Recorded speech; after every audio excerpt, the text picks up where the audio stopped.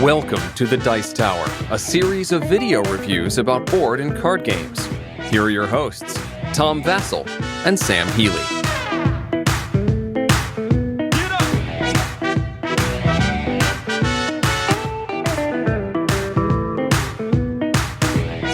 Hey folks, Tom Vasel here. Sam Healey. Today we're taking a look at a game that was announced at Gen Con in 2014 and has just finally come out, and that's Star Wars Armada. Very cool. Now, I was a little confused when they first announced this. I was thinking, what, is this X-Wing again? And now, but they went to great lengths to explain that it was not X-Wing. But even though they said that, I'm thinking, well, yes, you're saying that because you're the company, right? So I was very curious how it played. The fact that it comes with a Star Destroyer, even if it's the inferior Victory class Star Destroyer, had me interested. So we, of course, as big Star Wars guys, certainly want to give this one a whirl. Let's take a look at how it plays, and we'll be back.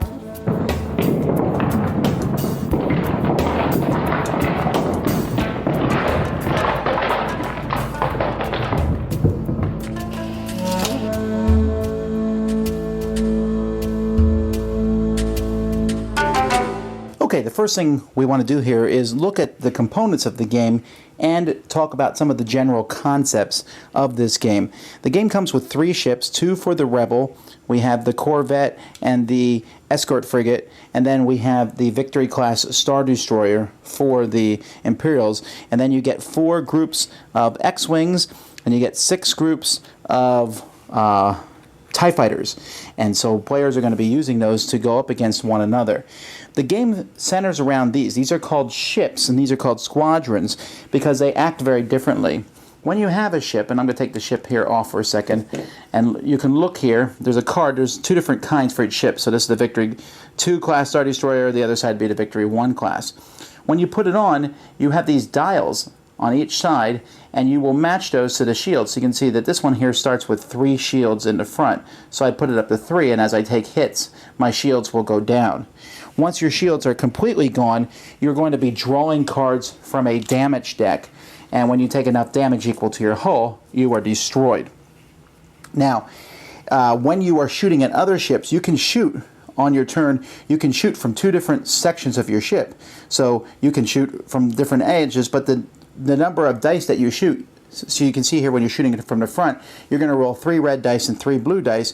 When you're shooting from the rear, you're only going to be shooting 2 red dice. So you can shoot from 2 sides, and when you shoot at someone else, you're also shooting at that side. And you have basically a shot fired here, and you'll see that red dice are here. Red dice can reach all the way, while black dice can only reach this far, and blue dice can reach the medium range. So the dice, there's 3 different dice, and they have different sides on them. The black dice can do a lot of damage, but they're a shorter range. And when you roll these dice, you're going to be rolling hits, or you're going to be rolling maybe 2 hits, or this is a critical hit, which when you critical hit somebody, then they'll have to take one of these and flip it over, and it might do more damage. Like this one here, it reduces your speed as the game goes by. And sometimes they also cancel a defender bonus, which we'll talk about in a bit. Now, when you're moving a ship, you're going to use this game's innovative movement majigger thing like this. And a lot of this has to do with the cards. So let's take a look at each card. You'll get a card like here's the Corvette A and the Corvette B, so they have some different stats on them. But these tell you when you're moving at a certain speed. Okay, everyone starts at speed 2, but you can increase and decrease your speed as the game goes by. They also tell you your shields on each side and the number of dice you roll on each side and some other stats up here which affect some other things. These dice here are dice when you're shooting at squadrons. So the Corvette only gets 1 blue die when it's shooting at TIE fighters, for example. But when you're moving, you'll notice here that there are numbers, or there's a dash, which means 0. So if I'm moving at speed 2, you'll see a 1 and a 2. What that means is I'm going to use this here, and the first dial, since there was a 1, I can click that 1 in either direction. And the second one, I can click 2 in either direction. And then I would put my ship, you'll see the base here has some notches in it. I would put my ship where it is right now, and then it would move up and go here to where the number 2 one is, like that. if you're moving 4, you can see you can move pretty far, and you just put it on the side that matches. And so this allows you to do some kind of maneuvering as you move around, but the slower you're going, the less maneuverability you have. When squadrons move and attack, they are simply just going to move the length of this, how far they can move. So they'll have a certain number of the speed. You'll flip it over. So let's say the TIE fighters, they can move 3. They can go up to here, and they can go in any direction. They also have these tabs here, and that just shows that you've activated that squadron. And then there's hit points on them, so as they take hits, like TIE fighters go from 3 down to 1, down to 0, then they're blown up and gone. X-Wings have a 4 or higher, and they also come with cards, although their cards are smaller because there's less information on them, but they show how many dice they roll and maybe special effects that they have. Like the X-Wings can shoot past the shields of bigger ships, and the TIE fighters have a swarm thing, which says when there's more than one of them attacking somebody, then they basically get an extra die.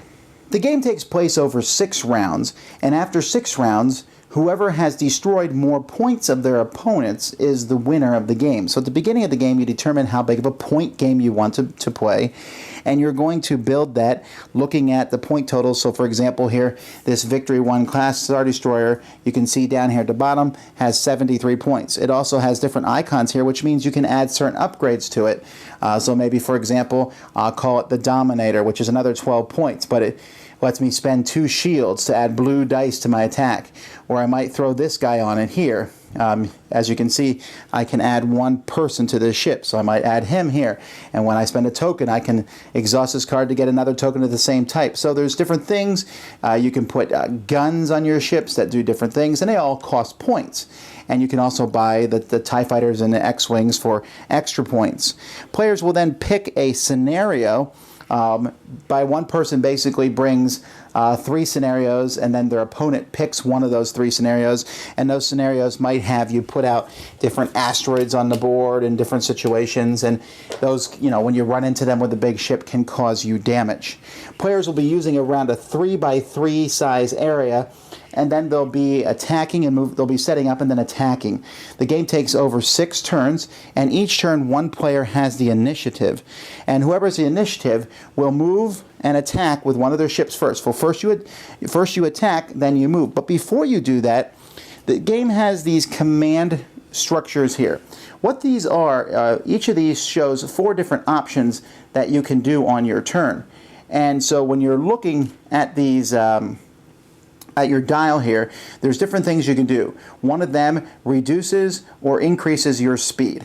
One of them allows you to command some of the squadrons that are near you. So like if I have a command value of 3, and there are 3 TIE fighter squadrons in my ship, I can move and attack with them when I reveal this. This one here gives me extra dice when I'm attacking. This one here lets me repair. I can either add to my shields, transfer shields from one side to the other, or even repair hull damage. All of those are based on the card here. So, for example, here, this Victory 1 class Star Destroyer, you'll notice it has 3 commands. So when he uses command, he can command 3 TIE fighter squadrons to move and attack. I'm sorry, the squadrons here. For engineering, he has 4 points of engineering. And what that means is when he uses engineering, he can spend maybe 3 to get rid of a hull damage, or he might spend 1 to transfer a shield from one spot to another. So there's different things you can do with that. But the number that controls everything, the squadron one lets you send out the squadron, but the number that controls everything is the command one. This has a command of 3. That means that the Star Destroyer has 3 of these on top of each other. And you, at the beginning of the game, you're going to put 3 of them down on the Star Destroyer's card.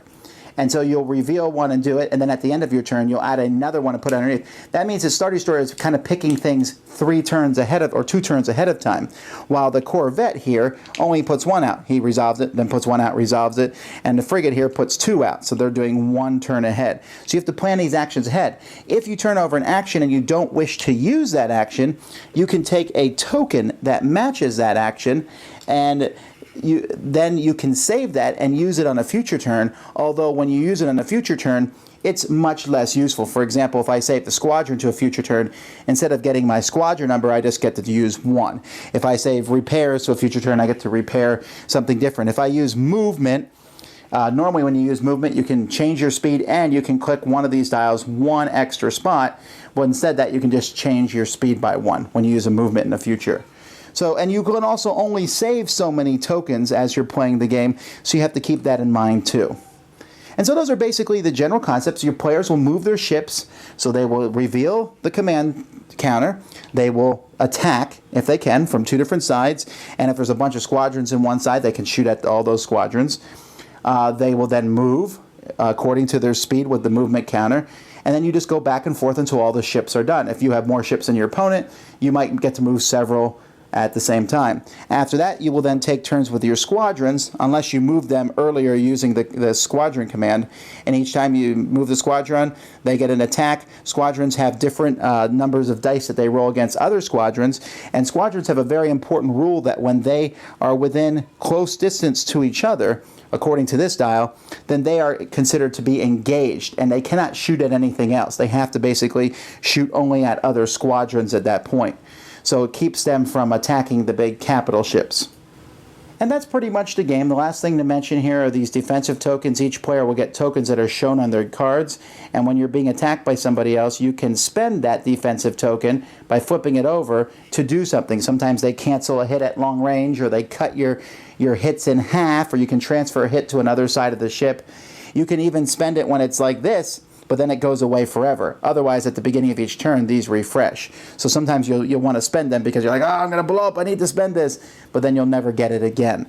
And that's pretty much it. Your object is just to blow up the other person or whatever the mission objectives have. Some mission objectives have points in the corners, which if you accomplish a certain goal, you'll add those points to your total at the end. Most points destroyed at the end of 6 turns is the winner. Okay, the first thing that I want to talk about is that this is not our only review of this that we're going to do. And the reason for that is because I think we got 60 to 70% of the experience. Yeah.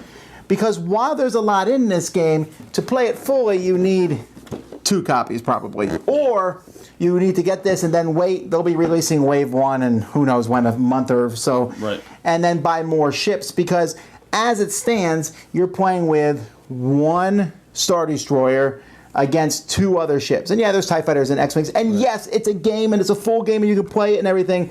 But building armies and, building fleets and all that jazz. This is a baby steps introduction to the game, I think. You're starting with, Imperial start with 1 Star Destroyer and 6 TIE Squadrons. And the Imperial player has the Rebel Frigate, the Corvette, and then 4 X-Wings. And that's cool, but yeah, it reminds me a lot of X-Wing, because I thought the same thing with X-Wing. You got 1 X-Wing and 2 TIE Fighters, but they're buying multiple sets of that.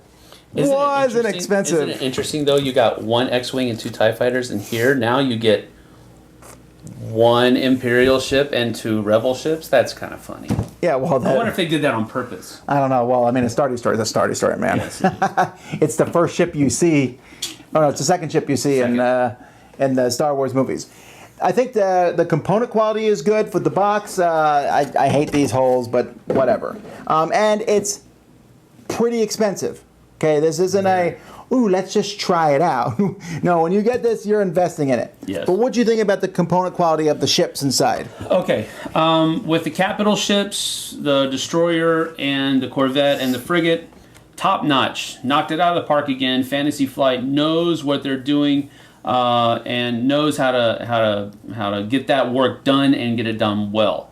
I was unimpressed at first with the Squadron minis because they are not painted, but I understand probably why they were not. That would have added a lot of money to the cost of the game, probably, who knows how much. And it would have been very meticulous, very time-consuming to do so. So I understand why they weren't, but I wish they had been painted just to add to the flavor of the game, because you are having to pay an arm and a leg for it. With that being said, I'm okay with them not being painted, though. The minis are still really cool.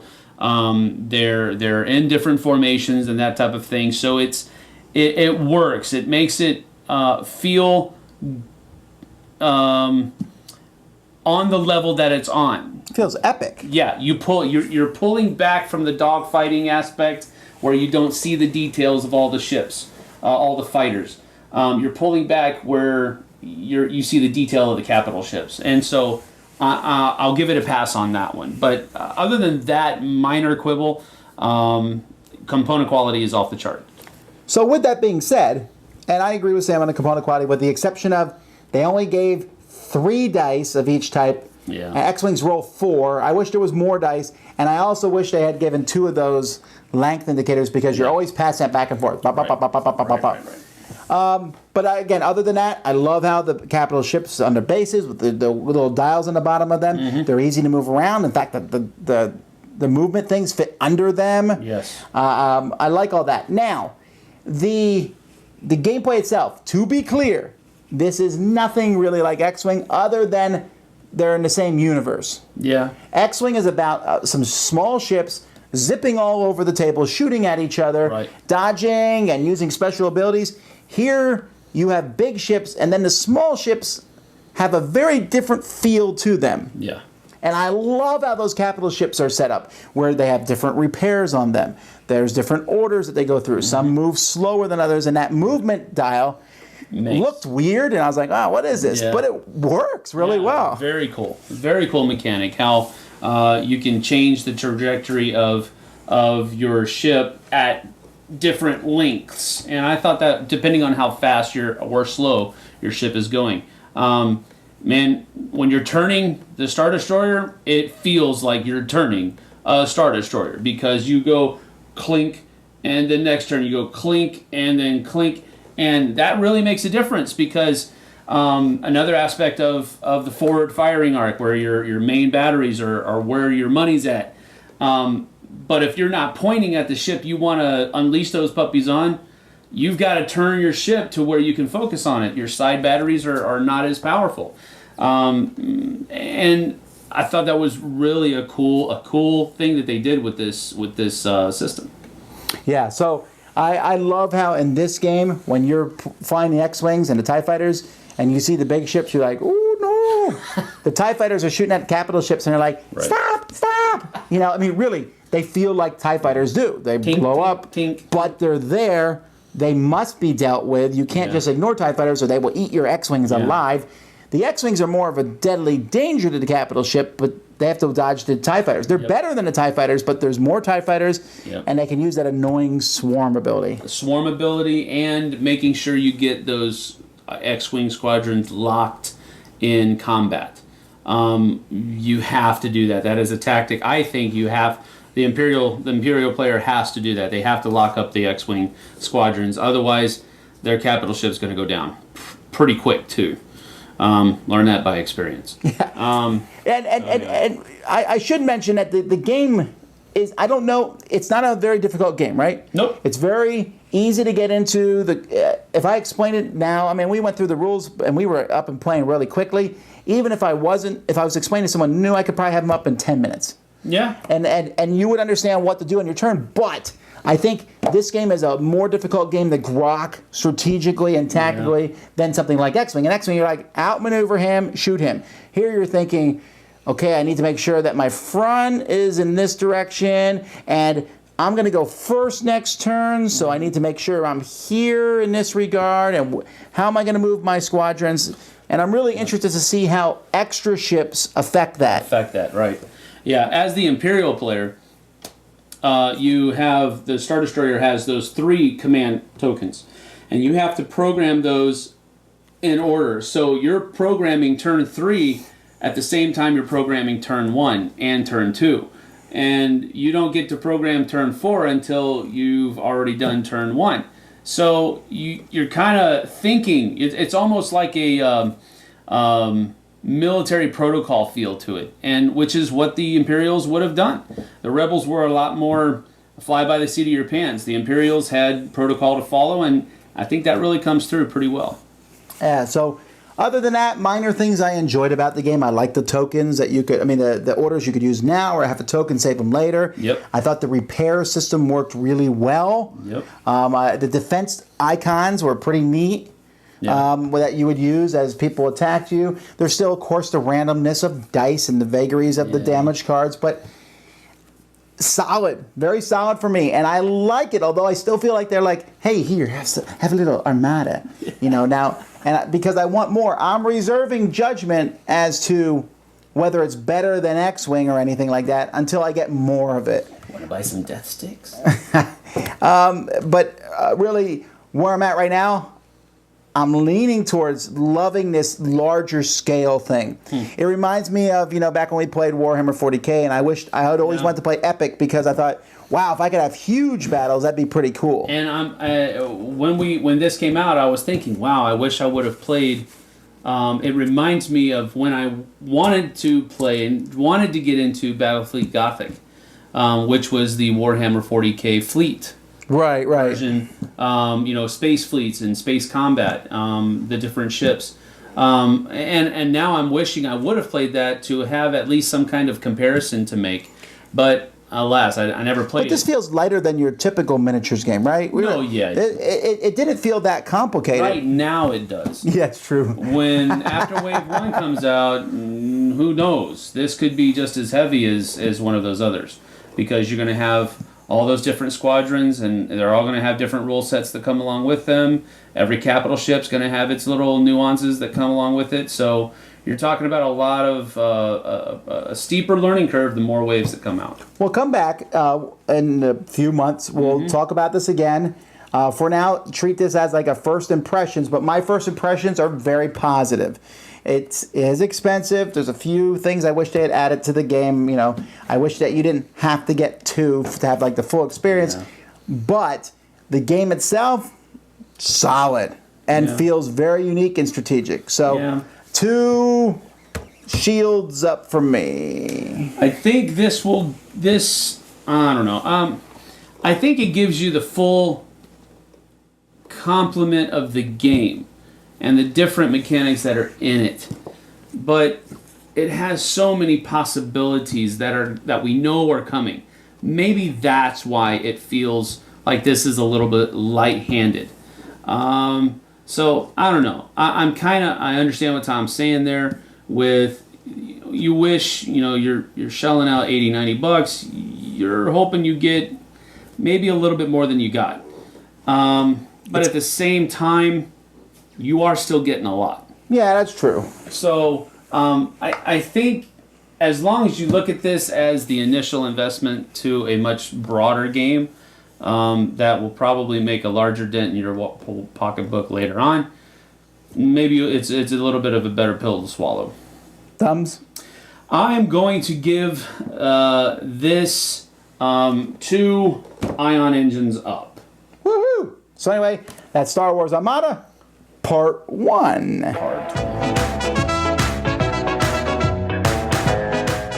Thanks so much for watching the Dice Tower videos. Find more great videos and reviews, as well as our top-rated audio podcast at Dicetower.com.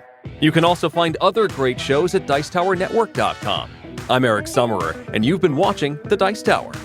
The Dice Tower is sponsored by Cool Stuff Inc., where you can find great games for great prices. Cool stuff in stock. Check them out at CoolStuffInc.com.